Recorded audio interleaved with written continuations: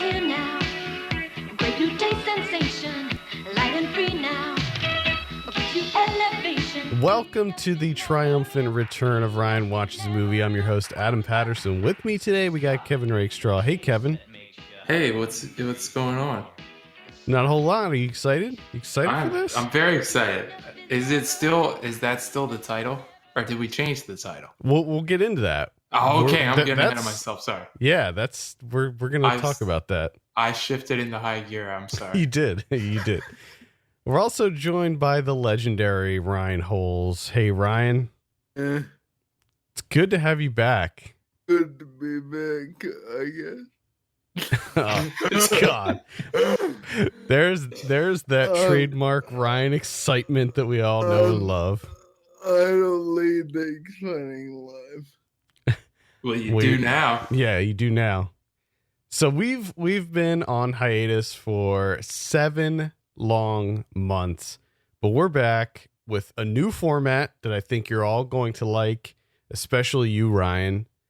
Now, in the past 281 episodes, we picked some of the worst movies we could find for Ryan to watch, but Kevin and I were talking about it. We decided that there's way too much negativity in the world these days, so instead of making fun of bad movies, we're going to celebrate the good in movies and attempt to pick some films with the specific purpose of having Ryan love it.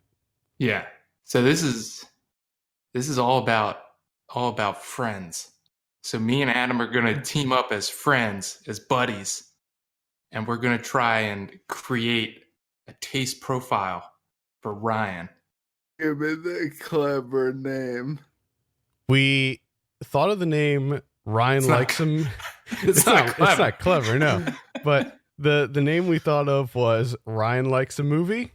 Question mark. Yeah, it's a question mark at the end, and you have to do that inflection at the end as well. I did it. I actually did it in real life just now. You couldn't see it, but I did it. Yeah, you got to do a shoulder shrug with it too. Yeah, because we don't know. We're hoping that you do. Me and Adam, we're collaborating. We're kicking ideas around, right?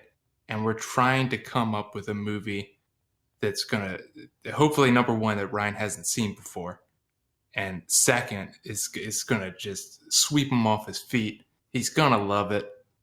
We're all going to high five each other and embrace, and it's going to be wonderful. Yeah, so like Kevin said, we're going to be keeping a database of Ryan's thoughts. And as the show progresses, we'll be compiling in what we hope is a distinct taste profile for Ryan, so that in the future, we'll be able to pick movies that he loves with 100% certainty. Yeah. So I feel like this is Google. Yeah. New algorithm. Yeah, exactly. We're gonna be putting together a Ryan algorithm for movies. Yes, handmade, built from scratch. Mm-hmm. Bespoke. So, we're also going to be watching the same movie as Ryan every week, so we can contribute more to the conversation. And we want listeners to be involved as well. So if you have a pick for Ryan, so if you listen to these episodes and you think, oh man, I think Ryan would love this, shoot us an email at podcast@filmpulse.net or send me a DM on Twitter @filmpulsenet and give us your picks. And if we think that fits, then we'll add it to the list. We have a growing list of movies that we want to give you. And then based on how you feel about ones, we might remove some, we might add some. We'll certainly be adding things as we go, but that's how it is. One quick housekeeping note, there will be no regular show this week, so this will replace the regular podcast, but I hope to have the regular podcast back next week unless Kevin decides that he wants to bail. You never know. Never know what I'm going to do. No, Kevin. Yeah, you are a wild card. You're a wild card. I do what I want. Call you Charlie Day. Charlie Day, yeah, he's yeah. Yeah, little Always Sunny reference there. Ryan, what movie did we have you watch this week? Stuff.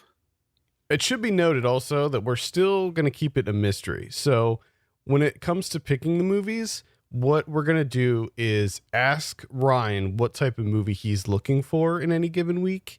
So, for instance, this week we were like, hey, what do you want to watch? And you said action or horror. Or no, I'm sorry, comedy or horror. So we picked a movie that we thought reflected that, and then we're going to sort of refine things as we go. But the movie ultimately is always going to be a surprise. You're never going to know ahead of time.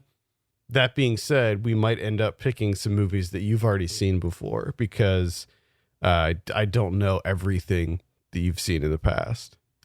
I was looking at your Letterboxd list though, and I'm hoping that that's like at least somewhat accurate. Yeah, it is. Yeah. I can't record on there still. Yeah, I figured. Nice. So the stuff is written and directed by Larry Cohen, the late Larry Cohen. We thought this would be a good jumping off point with Larry Cohen's recent passing. And I myself on the regular podcast am going through and watching all of the missing pieces I have in Larry Cohen's filmography. This is like the third time I've seen this movie, but I have a synopsis here. A delicious, mysterious goo that oozes from the earth is marketed as the newest dessert sensation, but the tasty treat rots more than teeth when zombie-like snackers who only want to consume more of the strange substance at any cost begin infesting the world. Ryan, tell us a little bit about this stuff. I should start off by saying the production value was a lot better than it usually is. We actually gave you a movie. The acting, some of the acting was questionable. Ooh. Overall production value was good. The movie starts out and there's a set of brothers and a mom and a dad. They all eat this stuff, except for the little brother that is in a scrappy container. It's kind of like yogurt, but not quite yogurt. Yeah, it should be noted that this, and I'm sure that we'll get into like the messaging behind this movie, but this came out in 1985 during the big yogurt craze. Like yogurt was a big thing during this time. There was an explosion of yogurt. So Frozen yogurt. Yeah, so that's like sort of the starting point of this stuff. And this stuff is apparently filling, has no calories, and it's quite addictive. So, at the beginning, this group conglomerate, they want to know what's happening. This mystery product is coming out of nowhere. It's literally bubbling up from the ground. They want to figure out what is happening with that. So, an FBI, a former FBI agent, and he does some investigating. And it switches between him and the little kid brother. The conclusion then, this stuff everyone eats in. Slowly, it kind of eats away at your insides. Doesn't do anything to the outside of your body. It eats away at the insides. Kind of makes you a zombie. And the kid gets through. And they're trying to investigate it and rid of it. And they end up going down, I don't know, the trench where it's created where it, I don't know what the word would be. It's kind of like I would say maybe like a quarry. Yeah. Oh yeah, alright, go. They're at the corner, and the kid somehow gets caught in a semi-trailer. It's like a tanker. He gets in it. He catches himself. He just gets in it because he's fucking dumb. And then he's like, oh, they locked the door. Locked the door. And eventually, it makes enough noise inside where the guy hears him. So he pulls him out of the trunk, and they blow up the coin. And I call him from Two Broke Girls. I can't think of his name. Two Broke Girls. The old guy.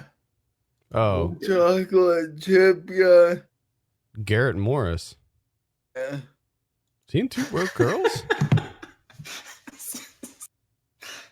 I love you. He is in Two Broke Girls. I love your reference points. He is in Two Broke Girls. I had no idea. I had no idea. Who knew? I knew him from Saturday Night Live. Yeah, that's what I knew him from. But Ryan is the only guy that's like, yeah, Two Broke Girls. This is because I watched that stupid show for a long time. They escaped the coin after blowing up, and they decided to go to a radio station and alert the public. And while he's alerting them, starts eating him out of nowhere.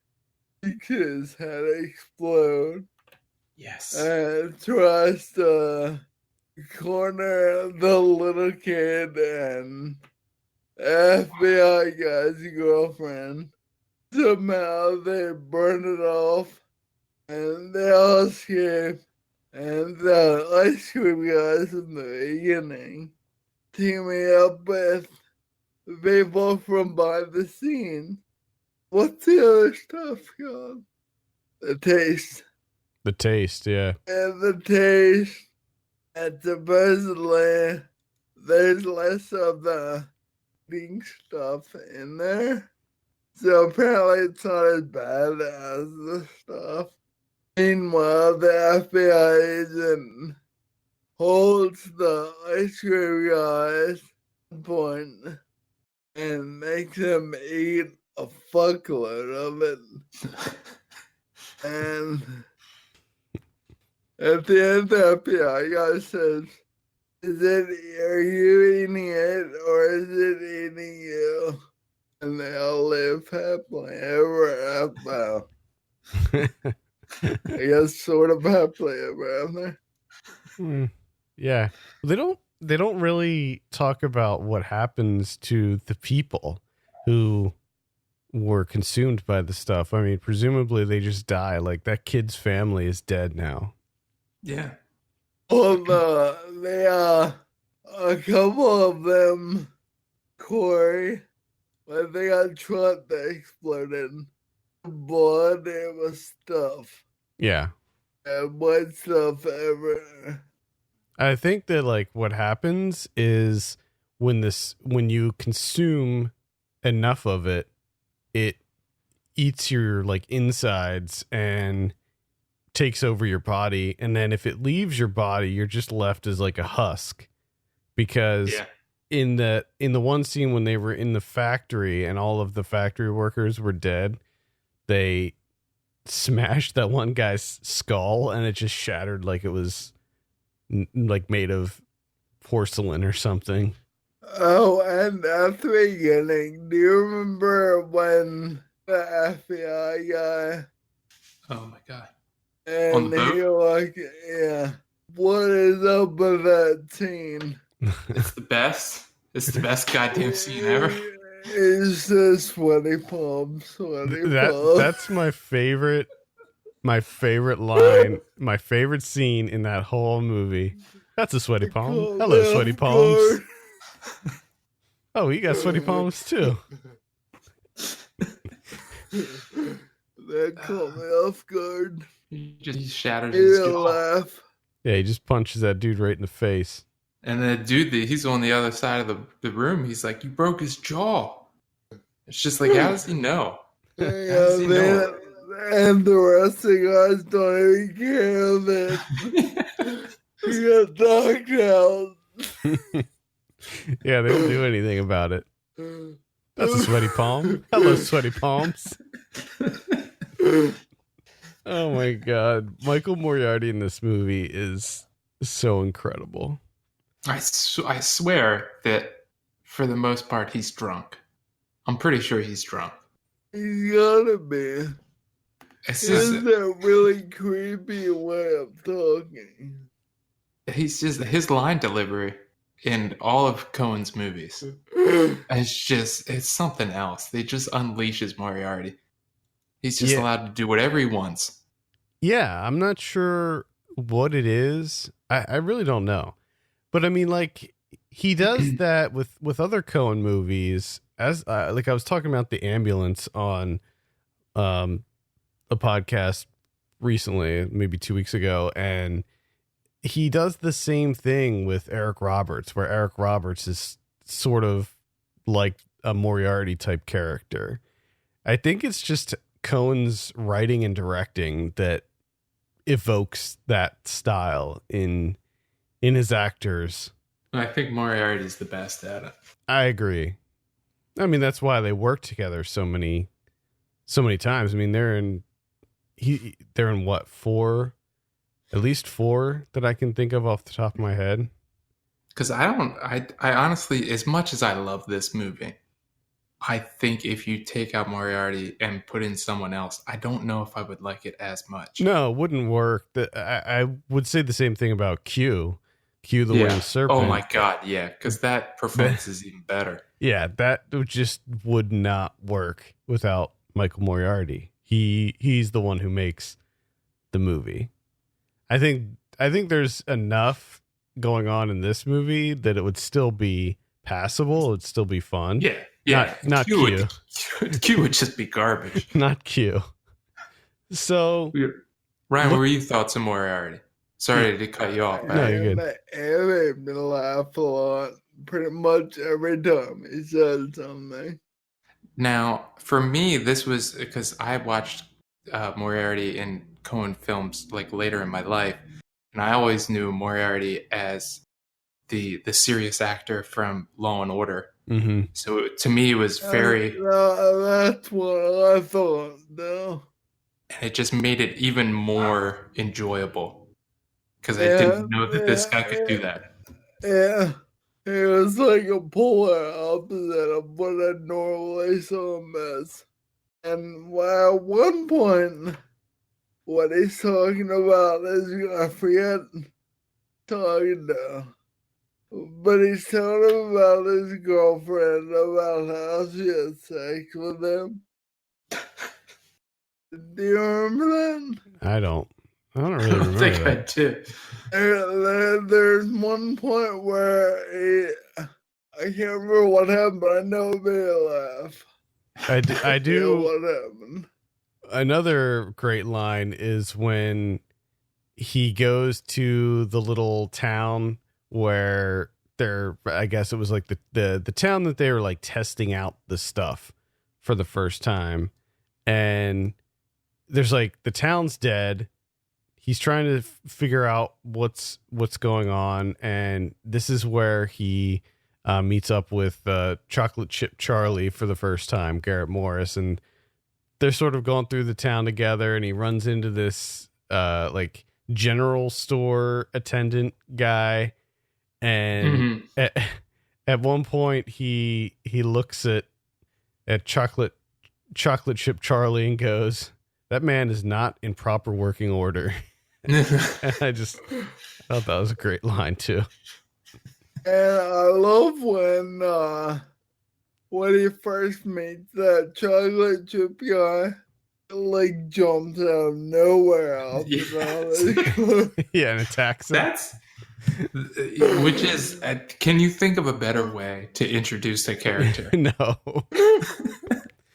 I also I also love the beginning of that scene when he goes to the gas station and the gas station attendant is very insistent that he goes into the bathroom because he just cleaned the bathroom. It's very clean and there's paper towels in there. There's clean towels in the bathroom. He just wants him to go into that bathroom so bad. And there's no reason why. There's no reason why. You don't know why. He just wants him to go into the bathroom and check it out. See the work he did on it. There's just so much about this movie that is so funny and so seemingly random, like a lot of Cohen's movies. And it's all predicated on this oddball script that often makes no sense at all, like the sweaty palms bit. But it all just works. It just meshes together so nicely.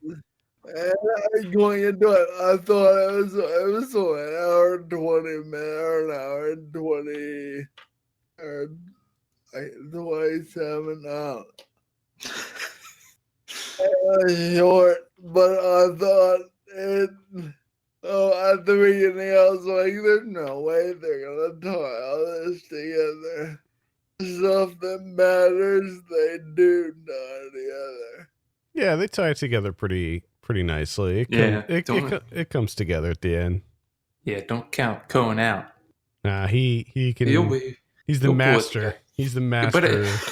And I love kind of how he writes himself these outs. Like with this movie, it's like he foresaw the idea of, okay, how was the stuff discovered? How did it come to be in supermarkets and in people's homes in a carton and people are just eating it? And I love what he comes up with, which is perhaps the dumbest origin thing I've ever seen in my life, which is just a miner just comes across and eats it. Soft serve yogurt just bubbling out of the ground. And he says, "What the hell is this?" And then he eats it. Just immediately. And then he gets his buddy to eat it off of his hands, like off of his fingers. And I love how he can see the cameraman shadow. I didn't notice that. That whole scene. I also love the fact that the other guy is like, "Is that snow?" Which, why would it be? Yeah, he's like, "You eating that snow?" Makes no sense. And I love the fact that the original miner, the dumbass that's just eating it fistfuls out of the ground, gets really pissed off that he thinks it's snow. And how dare you? Are you out of your head, bud? How dare you ever accuse me of eating snow? And he's just insistent, like, you gotta try it. It's not snow. You gotta try it. And then, like, everyone else is like, okay, we're going back to work or whatever. And he's like, I'm gonna stay back here. I'm gonna stay back and try and figure out this soft serve yogurt shit coming out of the ground. It's just such a bizarre occurrence, a turn of events to stumble on it, just to pick up a fistful, eat it, get pissed off at your friend for thinking it's snow, and then immediately trying to devise a plan to sell it. Yeah, and then that's the opening scene, and then it just instantly cuts to a world where the stuff has completely taken over. Apparently he came up with a really great plan. Well, he had that great marketing help with Moriarty's girlfriend. She came up with the best marketing plan. I also like how they get the off of them, they set it on fire. Like when they're in the hotel room and he's drenched in it and she sets him on fire. Yeah, she lights him on fire. I find it interesting that she knew, like, oh, that's what we should do is burn it. Yeah. And it worked. And also, apparently the stuff is flammable. The thing, the rest of the movie. I find it curious that stuff is flammable. I mean, that may be something that they should have tested at the FDA, that you can actually light it on fire.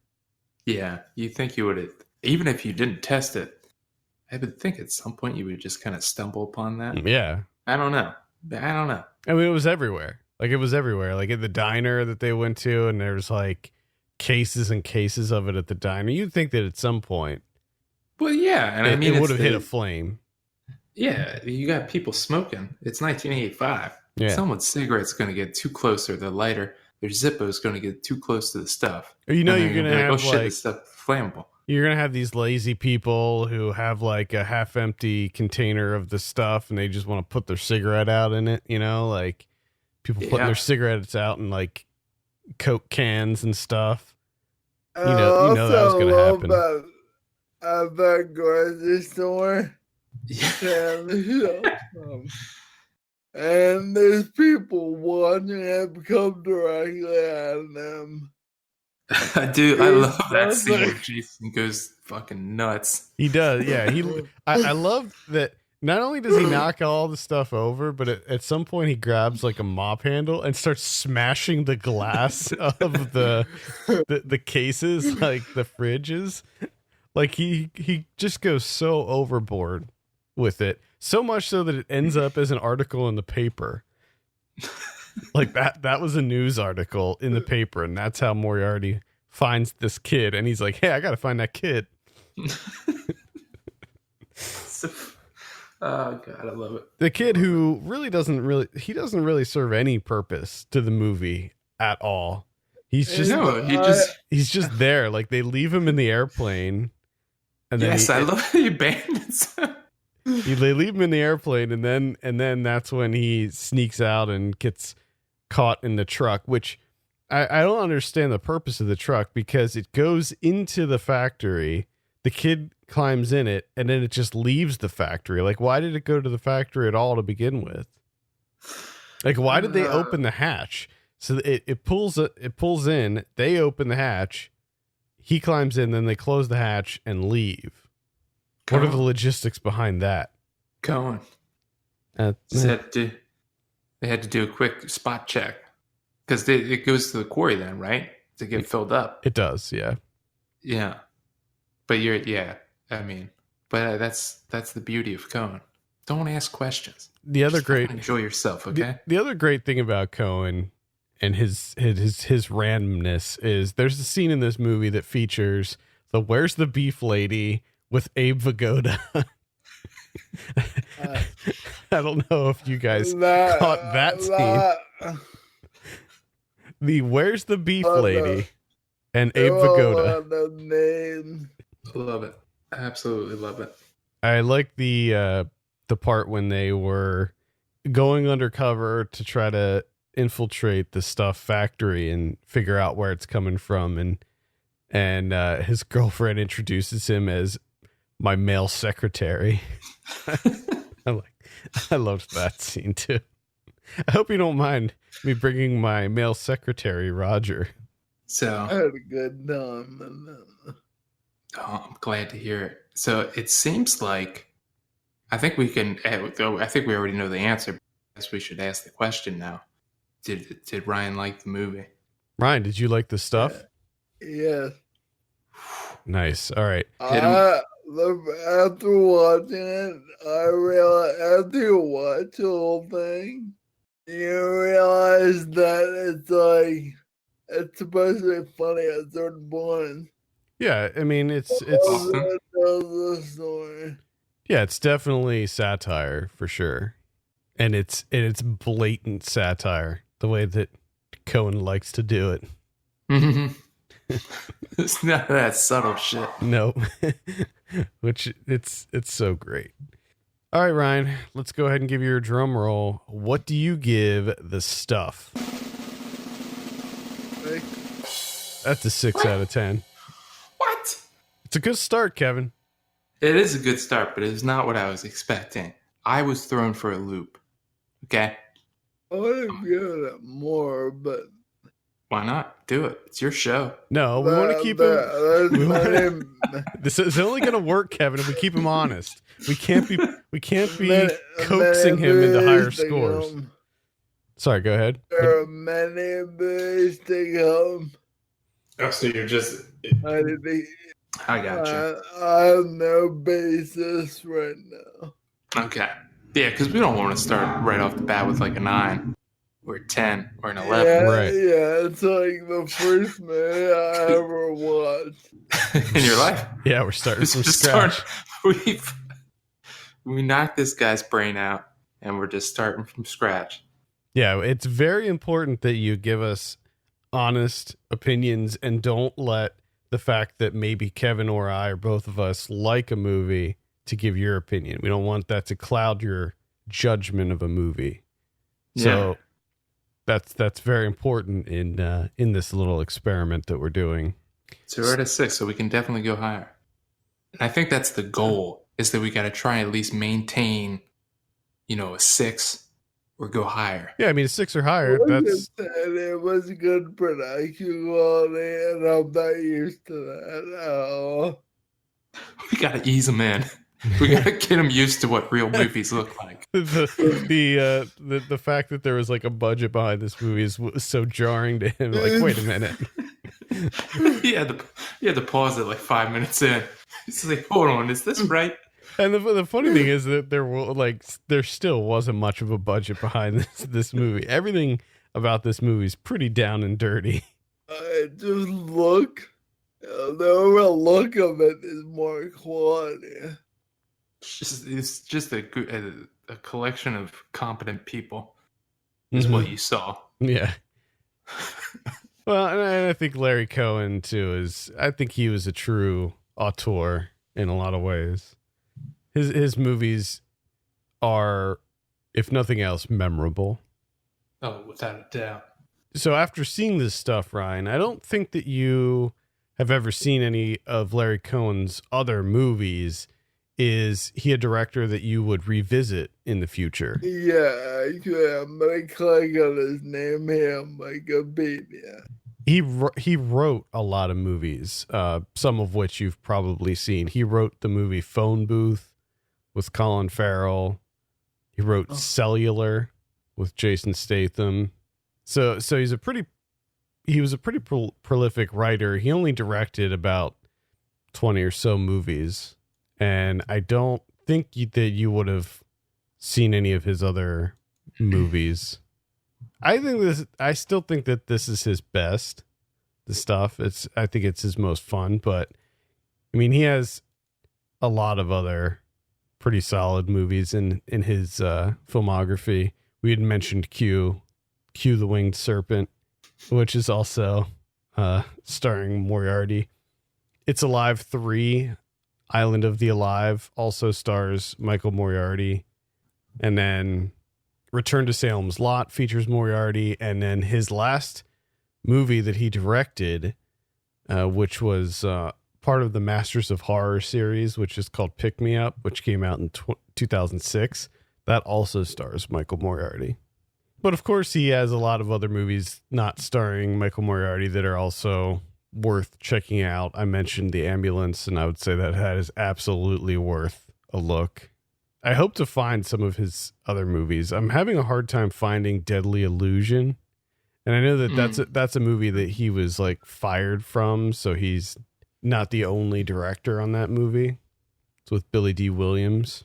Does he have anything else to Vigoda? With Abe Vigoda? No. I'm not sure. I mean, he did his movie Wicked Stepmother was starring Betty Davis when she was like 80 some years old. And she saw the dailies and ended up dropping out of the movie because she thought she looked too bad. And she died very, very shortly after. And what is it? I think it's Return to Salem's Lot stars or features Sam Fuller when he was very old. So yeah, there's definitely some good stuff in his filmography. And I would also recommend checking out the documentary King Cohen, which came out last year. That is a deep dive into pretty much all of his movies and features a lot of extensive interviews with Larry Cohen. He's a fascinating guy. He was a really likable guy, and he had a lot of really great stories to tell. So if you have Shudder, that documentary's on Shudder, and I know that The Stuff and Q the Winged Serpent is on Shudder as well. And a bunch of his movies are on Amazon Prime too. Mm-hmm. Prime Video. I know the Bone is on there. I think The Stuff and Q are also on there, and Full Moon High is on there. I rented God Told Me To on Amazon recently. That one's interesting. That one features it features a New York detective who is investigating a series of murders where people, like random New Yorkers, are committing mass murders, and when they're caught, they're saying God told me to. Yes, I do want to see that very badly. Yeah, that has a little bit of a supernatural angle to it. Nice. Any final thoughts, Ryan, on The Stuff? Funny. Funny. Yes. All right. I laughed. We did it. We made Ryan laugh. Okay, that's one Right. one success. There we go. All right, I think that's going to do it for this week. Thank you so much for tuning in. You can send us your questions and picks for Ryan at podcast@filmpulse.net. You can follow us on Twitter at filmpulsenet, at filmpulsekevin, and at my legs don't work. If you have a minute, take a look at our Patreon page, patreon.com/filmpulse. Consider helping us out by becoming a subscriber. For Kevin Rakestraw and Ryan Holes, my name's Adam Patterson. We'll see you next week. Yeah, later.